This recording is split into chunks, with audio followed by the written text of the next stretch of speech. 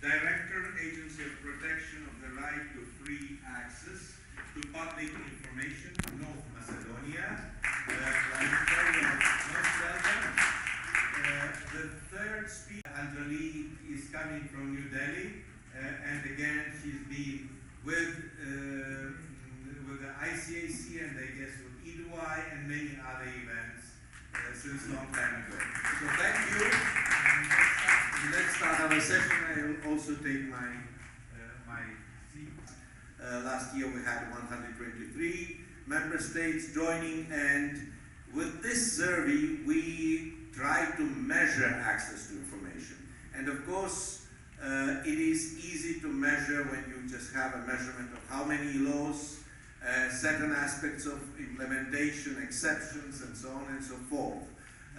But in this session, we are going to dive into a little bit of a more difficult substances, so to say. We'll try to look how access to information is being established and implemented from the cultural and other aspects, which is a very difficult aspects to be measured, to be described, to be explained. That's why we've decided that we will be presenting, that the speakers will be presenting their case for 8-10 minutes, and they will try to explain that not through the interactive discussion, but with the help of PowerPoints or presentations. I was introduced. I'm very happy to be present today, and I truly thank the organizers for having invited us here and giving us a great reception. Kenya is one of the countries which have passed the Access to Information Law, but this did not come as an easy task. From the time we received our constitution from the British government, the culture in our country was to keep government information within government. We had obviously certain laws like the Official Secrets Act, which truly did bid all government institutions to maintain government officials as a secret. Further, we also had the National Security Intelligence Service, which did make sure that certain information was kept within government, and if you did release information within these two laws, you would be charged on a criminal order. In this, the country was truly a closed country. It was not an open government, and there were many efforts to open up government, and this was actualized when we passed our current constitution, the 2010 constitution, which made sure that access to information was engraved within our constitution. And in Article 35 of our constitution, it is clearly stated that any information held by government at the national level and also at the county level should be released to the citizen as and when is required. The same article states clearly that if there is misinformation, because we have a lot of records which are not true records, then the constitution ensures that it can be normalized or it can be amended. To deal with that, our lawmakers made sure that this article was operationalized, and we got ourselves the Access to Information Act. And this gave a truly good legal framework for implementation of the right of access to information, and it opened up a whole landscape within government. What have we done as a commission to ensure that this act is implemented? The first thing that happened was that the commission, which was elected or which was put into place in 2018, did appoint an Access to Information Commissioner, which is me. The same commission ensured that the act was to be implemented as per the law by coming up with regulations which were passed by Parliament. We do now have regulations in place. We also made sure that we have certain policy documents within the Commission which will ensure that the Act is truly operationalized. We also came up with appointment of officials who are supposed to implement access to information. Apart from that, we did come up with the framework which will ensure that public officers do give information by insisting that every government officer appoints access to information officials. And this has been actualized up to the county level. To make ATI a good institutional framework, the Commission plays its role very effectively, and in doing so, we have come up with certain guidelines which we have shared. One of them being making sure that our government office, that is the Kenya School of Government, does engage public officers and train them on ATI. This was done by coming up with a curriculum, public officials curriculum on ATI, and within that framework, we are trying to mainstream ATI within government. This curriculum is trying to address the Official Secret Act, which I mentioned ahead, to make sure that they understand that there has been a culture which must be changed. There has to be a mindset which must be changed, and make sure that they do not fear. They have a protector, which is access to information law. We also make sure that these public officers do go ahead and the same law within the institution, and to capacity building projects within the county government, whereby we have signed certain MOU with the Council of Governors at the grassroots level. And it is this Council of Governors who have given us a chance to train their county officials at the county level, which is the grassroots people implementing access to information. At the same time, the Commission has an understanding that transparency and accountability cannot be actualized if the journalists or the users of ATIs are not with us. And to do that, we came up with a journalist handbook on access to information.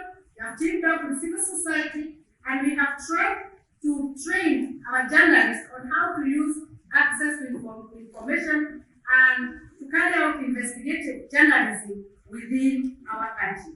This is also a way of making sure that journalists speak the truth, they disclose information as it is without misinforming the citizen.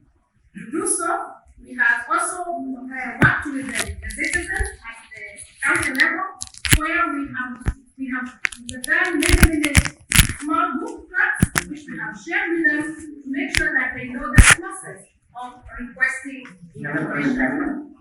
In our law, there is a necessity for proactive disclosure for public entities, and to do so, we did come up with a tool to measure how they are disclosing information at their offices. And this tool we want help to develop by the civil society. We also team up with civil society to actualize ATI. As a commission, we were also encountered with the Official Secret Act, whereby government officials were refusing to disclose information during COVID. And to do so, as a commission, we issued circulars to all government institutions, especially the Ministry of Health, and we told them they must release information related to COVID expenditure.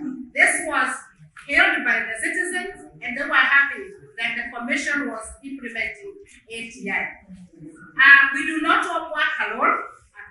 As a commission, we have joined other institutions within government, like Open Government Partnership. And with Open Partnership, we work with civil society, academia, to come up with a national action plan, which government commit to implement, one of them being open contracting. We are there. And this is still to fight this culture of secrecy. We are also implementing one theme under the Open Contracting Partnership, and this is access to information, open government, and our government, the Kenya Kwanza government, has committed to be giving a yearly report on how open the government is. We are also a member of ANIAC, that is African Information Network of Information Commissioners, and within this network, we do learn how to carry out best practices insofar as implementation of access to information is concerned. And I think I'll stop there. Thank you. Thank you very much, Lucy. Thank you. It's really a fascinating how many faces access to information can take in the modern society, and how important it is just not to limit ourselves on purely legal aspects of the process. And stakeholders in that respect, people who are using access to information, laws are extremely important here. You could have an intimate conversations with them. You could help them to use these laws. A lot of different paths here. And I will ask now Plamenka Boycheva, who will present the North Macedonian situation, as well as she will talk about who are the stakeholders in that process of opening up information to the society. Thank you. Magandan Karav Mahal Namaga host, Iginagalang Namaga Dumalo, Istan Karangalan at Kasiyahan Nanarito Nagayon. I hope Google translated these words correctly. I wanted to thank the organizers for the host for this event. I wanted to greet you all present in this room, and I hope that we will see each other next year too. So I have prepared PowerPoint presentation. If it's ready, I would like to first of all, I would like to express my gratitude to the Secretariat of ICIC for accepting our Agency for Protection of the Right to Free Access to Public Information from North Macedonia as a full member of this conference last October. We are members from since last October. Thank you very much. So this is my first experience and the first experience of the agency. I don't think the presentation is ready. So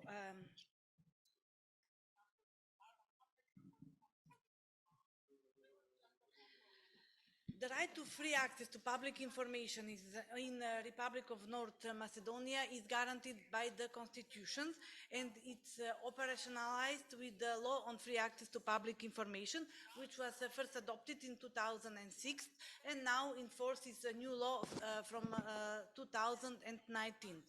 The purpose of the law is to ensure publicity and openness in the operation of the holders of information, and to enable natural and legal persons to exercise the right to free access to public information. You can turn on to a third slide. Yes. Then let's go on. The fourth slide is, you can see the definition of the public interest that you see on this side, and that is the definition that I would like to say that this definition puts our law in anti-corruption law in North Macedonia, and because of that we can get financial support from NGOs and civil society and other projects in our country, because all of the eyes are concentrated on the combat with the corruption. The law, let's go on. The law establishes 5 exceptions to access to information, but those exceptions are not absolute. In certain circumstances, and after conducting a harmfulness test, which will establish that the publication of this information will make less consequences on the public interest than if its information is published, then that information can be publicized. The right to free access to public information in North Macedonia is mostly used by the NGOs, non-governmental organizations. They collect information to work on projects for which they received funds from the international community to conduct certain researches and analyses that they then published in order to encourage some changes in society. For example, I would cite this situation when a non-governmental organization research on the situation with the ambulance and firefighting vehicles in the country and their depreciation, as opposed to the procurement of official vehicles for official persons. The purpose of this research and the published results was to make a comparison and encourage the authorities to purchase ambulance and firefighting vehicles instead of purchasing official vehicles. Journalists do not use reactive access to information very often due to the length of the response period of 20 days and the complex and lengthy administrative procedure for handling a request for access to information. In such circumstances, what we do is, as a competent organization, is strive to explain to this category of information requesters that in an era of spreading disinformation, they can acquire original and reliable information through this tool.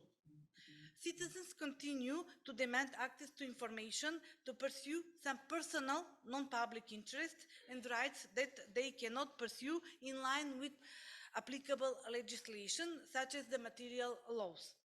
And ex-employees, for example, tend to attack the institution with requests for access to information containing 14, 50, and even more points for a reason known only to them, which on the other hand causes a revolt among administrative officials because it creates additional work for them on top of their regular work loads.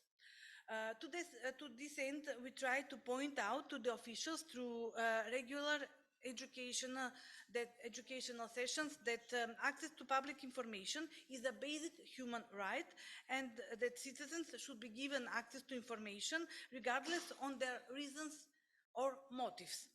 Taking into account the fact that access to information is free as well as the possibility of legal protection that they exercise before our agency, it often happens that natural persons themselves or through their lawyers use the right to access to information and submit requests to provide provisions or evidence for conducting administrative proceedings, judicial and other proceedings, which is their right.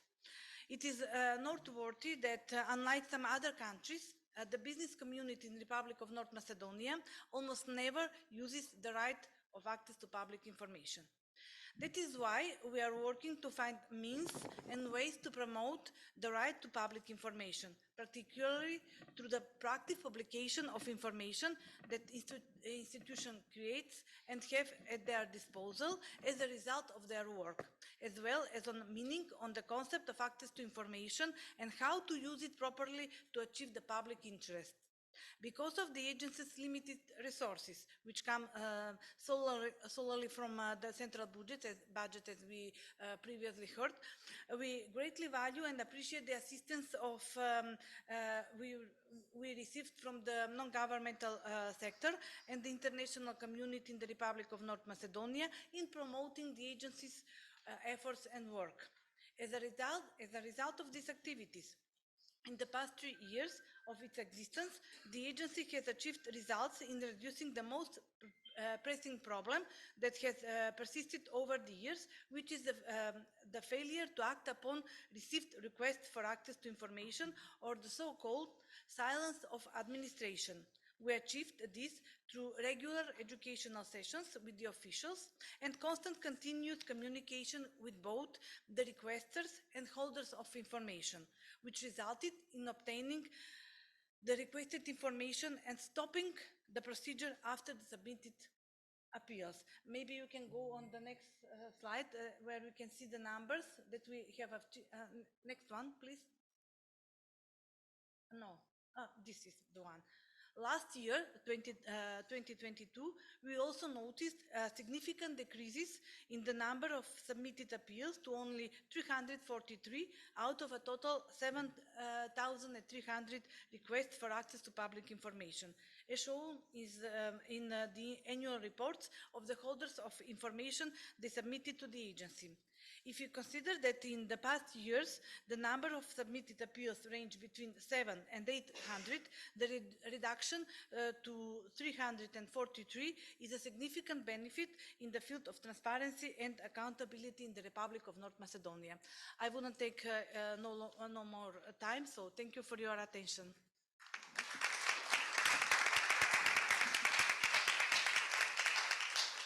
Thank you very much, Plamenka. And now we give a floor to Mr. Sefer Malkoch. The floor is yours, sir. The presentation will be done in Turkish, and the translation will be seen on the screens.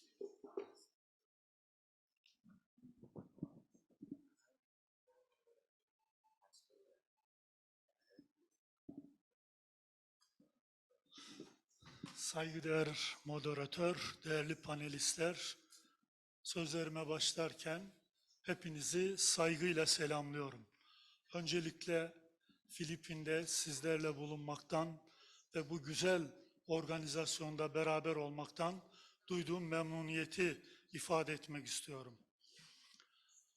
Bu konuşmamda Türkiye'de insanların, vatandaşların bilgiye ulaşımı ve Ombudsmanlık Kurumu'nun bu konuda uygulamalarından size bahsedeceğim. Türkiye'de bilgiye iletişim hakkı anayasal bir hak olarak anayasanın 74. maddesinde düzenlenmiştir. Ayrıca dilekçe kanunu, bilgi edinme kanunu ve kamu denetçiliği kanunları ile ilgili genel bir düzenleme, kanuni düzenleme yapılmıştır. Türkiye Cumhuriyeti vatandaşlarının veya Türkiye'de bulunan yabancıların kamuya dilekçe vererek şikayet etme, yetkili makamlardan veya parlamentoya müracaat ederek bilgi edinme hakkı vardır.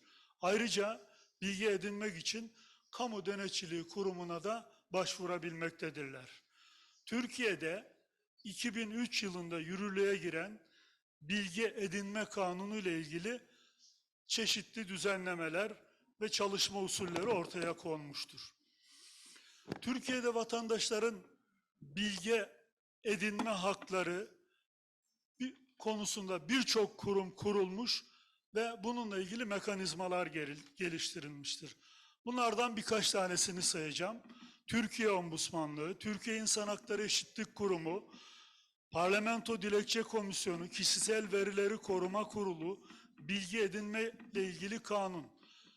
Ayrıca Cumhurbaşkanlığında İletişim Merkezi bulunmaktadır ve 2022 yılında 6,5 milyon insan Cumhurbaşkanlığındaki Bilgi İletişim Merkezi'ne başvurarak arzu ettikleri müracaatları yapmaktadır. Türkiye'nin zengin kültürel mirası, bilgi erişimi teşvik eden çeşitlilik, bilgiye oluşması ve erişimine çok önemli katkılarda bulunmaktadır. Bilgiye erişimdeki en önemli hususlardan birisi,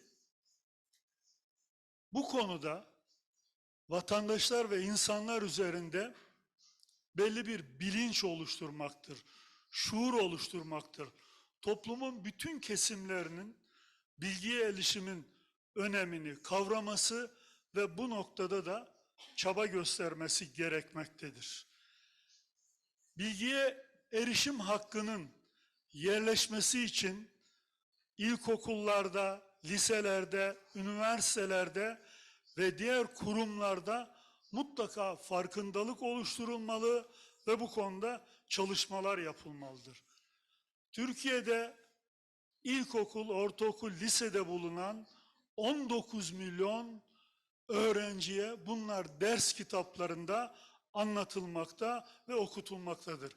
Ayrıca 208 üniversitede bununla ilgili olarak bilgi edinme birimleri oluşturulmuştur. Gök gürlüyor herhalde. Devam edelim. Tabii bilgiye edinme konusunda medyanın da, sivil toplum kuruluşlarının da önemli sorumluluk ve görevleri bulunmaktadır. Devletin rolü bu süreçte çok önem arz etmektedir. Hükümet bilgiye erişim konusunda teşvik etmeli, gerekli şeffaflığı ve açıklığı göstermelidir. Yapılan müracaatları da açıkça cevaplandırmalıdır. Bu konuda ombudsmanlık gibi bağımsız kurumların denetim ve yönetiminde çok büyük rolü ve önemi vardır. Ombudsmanlık kurumuna başvuru hakkına herkes sahiptir. Ombudsmanlıkta yapılan başvurularla birlikte gerekli incelemeyi, araştırmayı yapmakta ve ilgililere, muhataplarına cevaplarını, çözümlerini, kararlarını iletmektedir.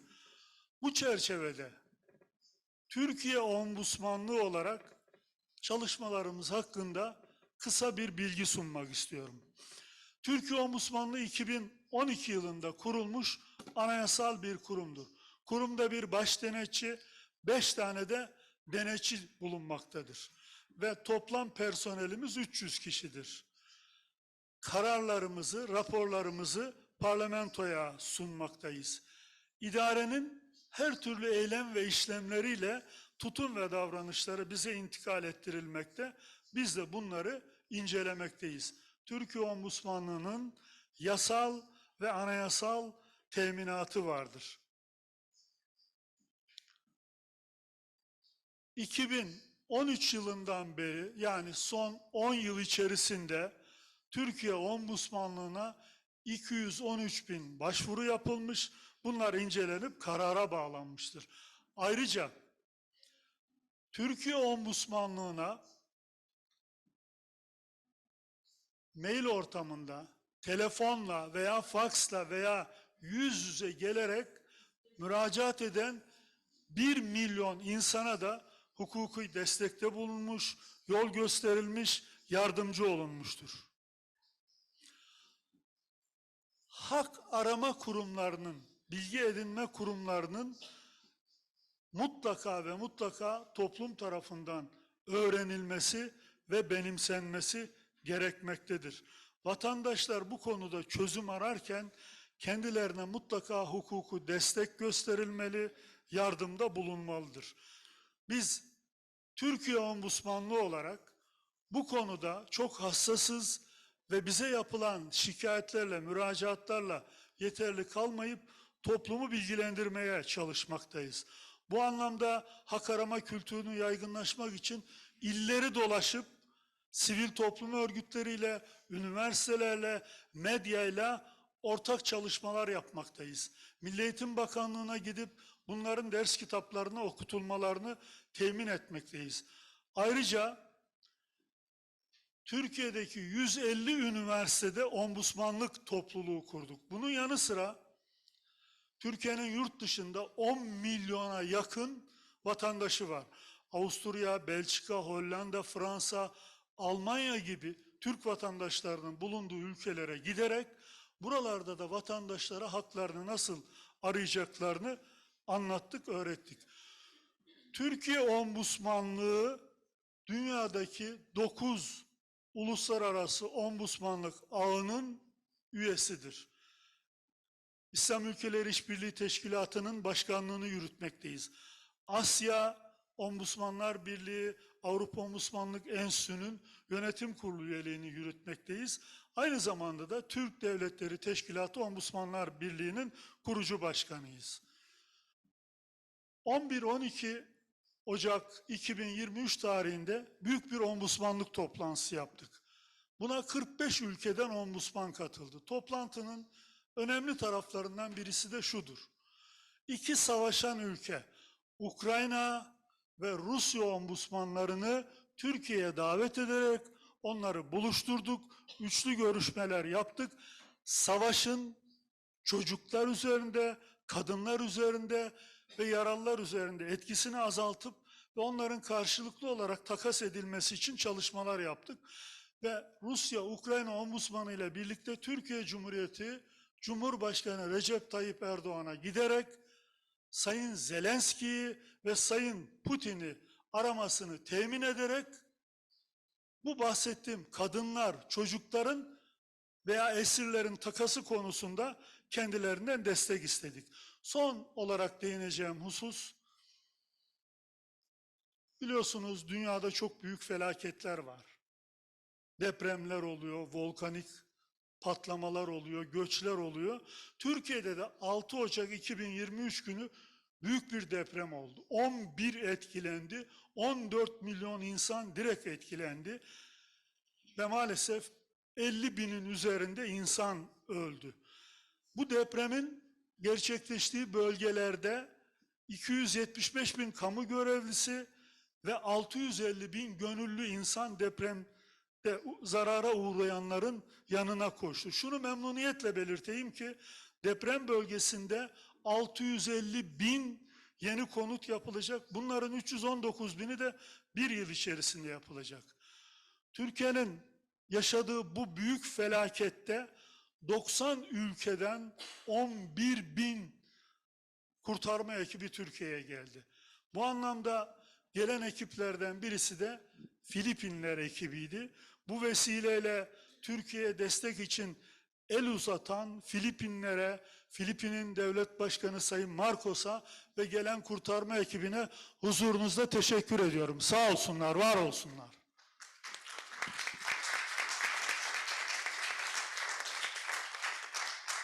Türkiye Ombudsmanlığı olarak deprem bölgesine 3 defa gittik ve 20 güne yakın deprem bölgesinde çalışmalar yaptık. İnsanlara destek olduk. Burada sözlerime son verirken bu güzel organizasyonda fevkalade ev sahipliği yapan herkese ve katılımcılara teşekkür ediyorum. Saygılarımı sunuyorum. Sağ olun. Thank you very much, Mr. Malkoch, for your presentation. And now the floor is yours, Christian. So please, yeah, you could do it from here using this mic, of course. All right, thanks, Marius. Now I'll sit down the way it's designed. So good afternoon, everyone. So on behalf of the organizers, welcome to Manila. Okay, so I'm part of this panel with the topic reflecting access to information mechanisms against the background of culture, society, and human psychology. I think our tech booth is arranging for my slide deck to be prepared. Marius is correct. This is a very difficult time to speak before you. It's right after our lunch, so we're all sleepy. We have a term, Blanca, in Filipino, which I think you in Mexico will also understand. It's called the oras de peligro, because everyone wants to just sleep and close their eyes. I was given 3 choices on the questions that Marius and his team wanted us speakers to answer, and I chose this particular query. Next slide, please. How are transparency and access to information being normalized and acculturated? One thing that is good with our office is that while we do not have quasi-judicial power, we do try to maximize our strengths. And in our office, we are strong in communications. The Freedom of Information program here in the Philippines sits under the Presidential Communications Office. In other countries, it's called your Ministry of Public Information. So we harp on that strength because in certain cases, we are very weak in terms of implementation-wise and like other jurisdictions over here. So sometimes many of you who are already commissions, you leave that behind. You feel that just because a law is already implemented, that the people will be able to understand and use ATI or FOI. That is incorrect. Sometimes also we prioritize our quasi-judicial power that we often neglect that particular side. But because since we fall under our Ministry of Public Information, that's where we have maximized our strength. We follow, next slide please, Sir Michael Barber. He used to work for the Prime Minister's Delivery Unit under Prime Minister Tony Blair, and he said, rather than winning hearts and minds and then making the change, the right approach is to win the hearts and minds by making the change. And he adopted 3 levels of how to capacitate and train our people, not just civil society or people's organizations, but also those in government, not only in national, but also in subnational. He spoke of 3 levels. First is awareness raising, second is formal training, and third is embedding it in society. And what have we in the Philippines done in order for us to really make access to information, freedom of information, a practice of not just those civil society organizations that are active in the space, but also regular people, the general public. And so first, before that, you had to do the first level, awareness raising. Next slide, please, Ryan. So here in the Philippines, we conducted road shows, and we call our road shows transparency road shows. You see underneath the logo are the 3 main island groups of the Philippines: Luzon, Visayas, and Mindanao. You're currently in the island group of Luzon. Manila is here in Luzon. Some of you will be going to Visayas after the closed session on Thursday, and of course, you know about Mindanao. So that is our strategy in trying to gain awareness.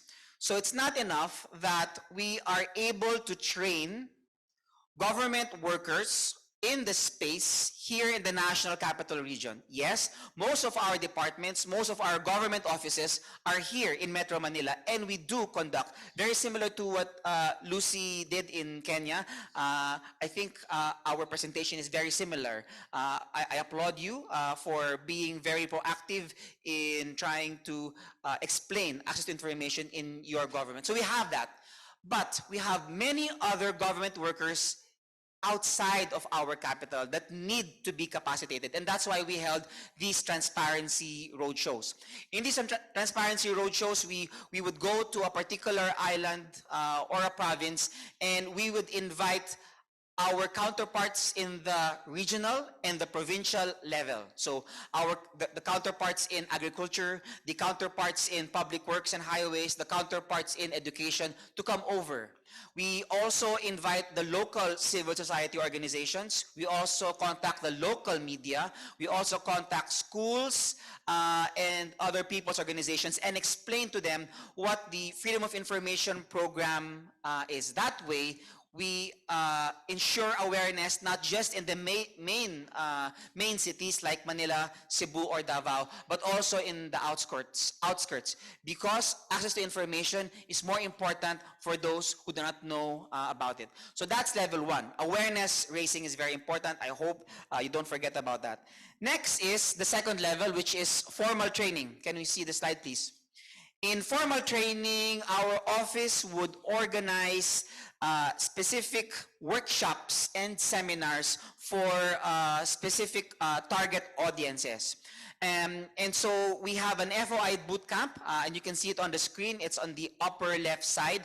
And this is for new FOI officers. like commissioners and other heads of FOI offices, we do get replaced. If we are replaced, so will the FOI receiving officer or the FOI decision maker in the different ministries. And so you have to develop a particular program wherein if there are new FOI officers, they already have, you know,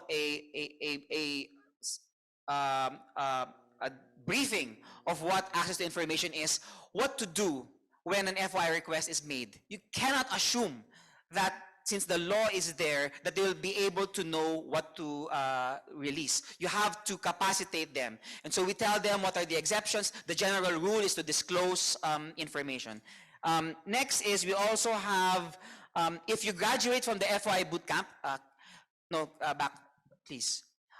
Underneath the FI bootcamp is we have a certification course for information officers. So this is part of a master's degree program. We tied up with the Development Academy of the Philippines, which is the University for Government and Public Workers. And so the certification course is really more specific. So if the FOI bootcamp is a generic briefing or training, the certification course makes you a specialist in access to information. We get speakers from our National Security Council to discuss national security exception. We also get a speaker or teacher coming from our National Archives to discuss about records management. And then we also have experts from the FOI office to discuss access to information. And that way they receive a certificate. The good thing about having a certificate is that it creates a certain ownership over the FOI person. If the public officer is just designated as the FOI officer, he or she may just think of it as just another job. But if he undergoes particular training, gets a certificate, then he becomes an FOI advocate himself or herself. We found this very useful. Our graduates from the certificate from 2019 are still the FOI officers up to today. Why? Because their bosses already invested in them and they already know that they are already trained and they don't want to repeat the mistakes of the past. So we found having a certificate course with a state university or with your public officers academy is something that's good. And also we had a workshop for our librarians. It's similar. So that's the second level, formal training. Next slide. The final level is embedding it in our society and not just targeting the usual suspects, but you can see that we have our CSO hangouts, our civil society organization hangouts, and we have them for different themes. What you see on the screen is our hangouts for women and the LGBTQIA sector. So every sector, we tell them, you know what, this particular information that you're interested in is actually kept by government, by this particular office. Sometimes we learn that many of our constituents want to know information from government but are deluged by the number of government agencies there. They do not know where to ask. And sometimes our office is there to tell them that if you are from the women's sector, if you find yourself part of the LGBTQ, you can find information from this office and this office and this office. So we have these CSO hangouts for all kinds of sectors. We also have a barangay FOI. Barangay is our Filipino term for our small townships. And we go to these small communities and we tell them about access to information at the furthest points of our country. And the last part of that third level, can I see, Ryan, is also our FOI Campus Caravan. When we did our research, we found out that the number one audience that requests for information here in the Philippines is not the media, not the journalists, not the researchers, not even the CSOs, but actually the youth.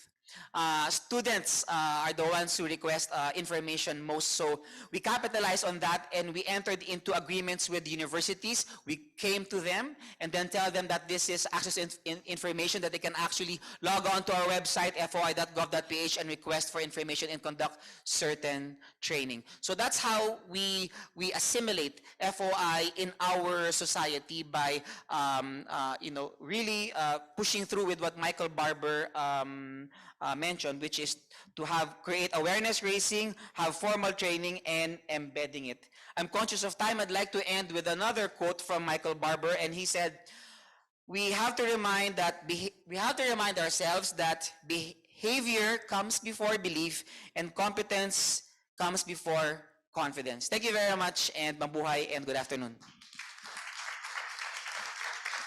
Thank you very much, Christian, and thank you for being conscious of time, which is running out. And we've been listening to four speakers who are on one side of the fence, and now we'll have Anjali Rajwai, who is the Society for Citizen Vigilance Information Network, and I think the title speaks by itself. You are on the other side, on the side of the stakeholders, so to say. So please give your view. Thank you, Marius. So I've been asked to talk about best practices and some of the challenges in improving citizens' reception on ATI programs and services. So when we're talking about culture, let me start by saying that in India, like a lot of other countries, there's a very deeply entrenched culture of secrecy. And that reflects itself not just in hesitancy in giving information on the part of the government, but also in terms of people being in the culture of asking questions and asking for information. So we have had the Official Secrets Act, like you talked about, which is a pre-colonial era law, 1923, which continued to be operational, and therefore there was this culture of secrecy that we were faced with. Of course, the Supreme Court of India in 1970 started giving out an catena of judgments, upholding people's fundamental right to information. And the court said that in a democracy, we have the right to information.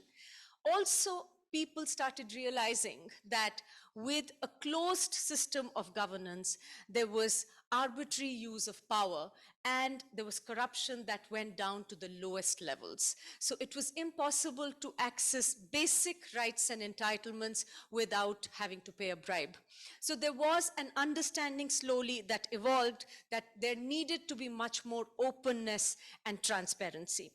The Right to Information Act in India was passed in 2005, and it came as a result of a very strong people's movement, where people demanded, and these were people not just in the academia or in the legal services or journalists, but people living in the most marginalized settings, in slum settlements, in villages, who demanded that there be a strong law to enable them to access information from the government. The law has been used very, very widely, and it's been used by people who have accessed information about their very basic rights and entitlements. To give you an example, every elected representative in India gets a local area development fund to the tune of about 50 million rupees every year. And these are supposed to be spent on the most pressing development needs of people, except that people had no way to know how these funds were being spent.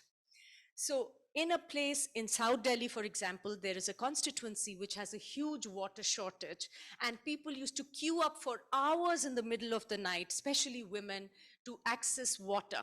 And when they went to their elected representatives and asked them to do something about it, they were told that they had no funds to allocate. When the Right to Information law came, women filed RTI applications and they accessed information on how their elected representatives had spent their funds and realized that 70% of the funds had been spent on constructing fountains in parks. This is a constituency which had no water to drink, but that's how funds were being spent. So women got together and they went to the elected representative and said, with the information that they had received, saying, why are you not working for us and why should we vote for you? And the result was that the elected representative quickly spent the funds that he had at his disposal to lay water pipes in the constituency, and everybody started getting water at their doorstep. This is how we've seen the law used, and people have understood the very, very strong link between their accessing information and their being able to access their other basic rights and entitlements. And we've seen in India that every year there are about 6 million RTI applications that are filed by people asking for information, and we've undertaken research to see who's asking for this information and for what, and we've realized that it is being asked by the poorest of the poor. It's being asked by the most marginalized communities about issues that affect them from day to day, their daily lives. They've asked about the subsidized food grains where there is corruption and the food grains don't reach them. They've asked about social security schemes. They've asked about health.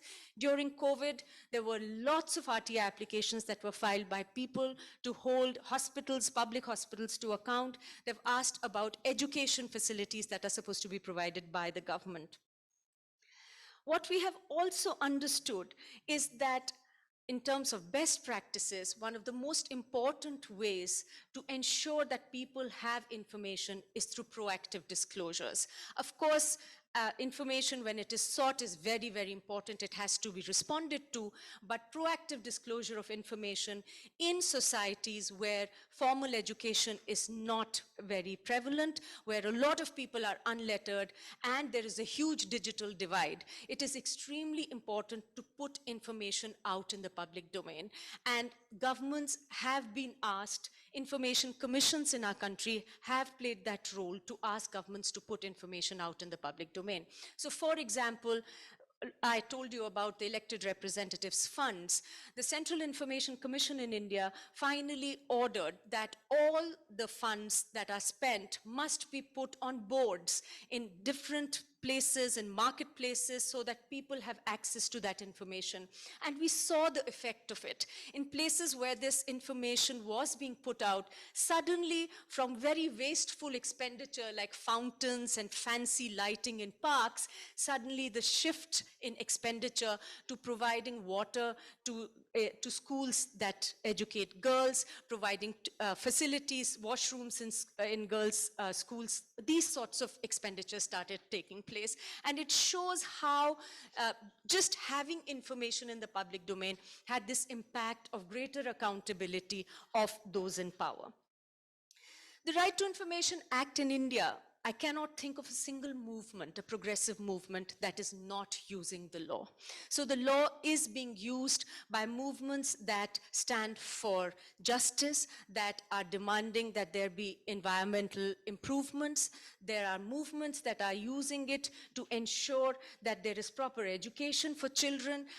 I cannot think of any movement that is not accessing information, where people are not then using that information to further their struggles. However, as expected, because there is the culture of secrecy, and though that culture is changing amongst people and they are asking for information, we are seeing that there has been a huge backlash. So in terms of challenges, I wanted to just finish by talking about some of the problems that we are facing in the country today. More than 90 people have been killed in the last 17 years since the Indian RTI law was passed, simply for asking information and filing complaints using that information on corruption and abuse of power. And countless people are targeted, they are threatened, there are false cases that are started against them. But most importantly, I think what is worrying for a lot of us is the systemic attack on the right to information. And that attack really links up to the morning session, because not just people, but even governments have understood how important information commissions are for the functioning of people's right to information. So what has been happening is a constant attack and erosion of the powers of the Central Information Commission and the other information commissions. In India, we have 29 commissions, 1 at the center and 28 at the state levels. We do research and we bring out report cards on their performance, and we have found that one effective way that governments use to attack information commissions is to not appoint commissioners when there are retirements. And these are routine retirements. Governments know when these commissioners are going to retire. In the Central Information Commission of India, since 2014, when the current government came to power, Not a single information commissioner has been appointed till we have approached the courts. So every single time there is a commissioner who retires, people have to approach the court. The Supreme Court has an ongoing case where they have to keep pushing the government to appoint commissioners. We have about 80 commissioners finally that have been appointed in the last 7 years because of the intervention of the courts. But it really shows where we are at in terms of the commissions. What this is leading to is a huge backlog of cases. So across the country, there are more than 300,000 cases that are pending, appeals and complaints where people are asking for basic information, and when they go up to the commission, those cases are just pending for years. More than 3 commissions are there where the waiting period is 5 years. So you can imagine if an old woman is denied her pensions and she approaches the Information Commission, she's asked to wait for more than 5 years, that information becomes useless for her. We also have a big problem in terms of the appointment. Who is being appointed finally is also a problem. It is often the acolytes of the government, of the ruling party, and also retired bureaucrats who, one of the cases was an ex-IB officer was appointed as the chief. So the Intelligence Bureau Director was appointed as the Chief Information Commissioner, which became a big area of concern.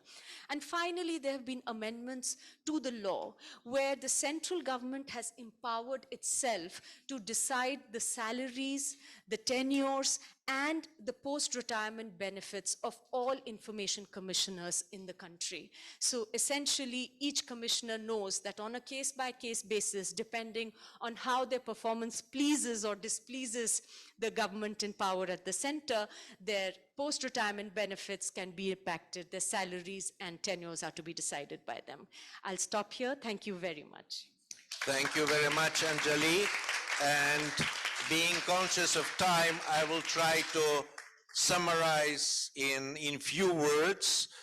In addition, I want to say that Joanne Kumro is our rapporteur. She is taking the notes and she will be giving a much more wider summary when the rapporteur session comes.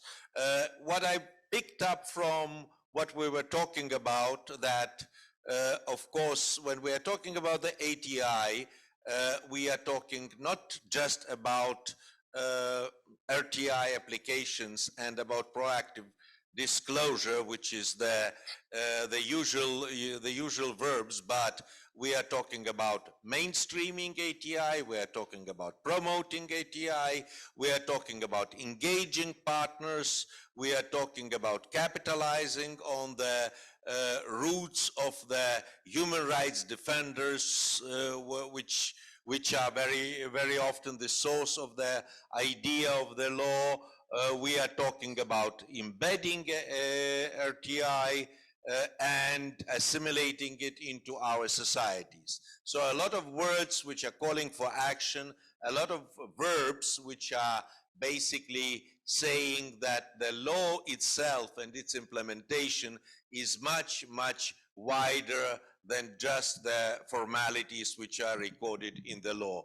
For the law to function, there is a wide range of social actions which are needed, and I think that's why this law is so important and so fundamental for the change. Thank you very much.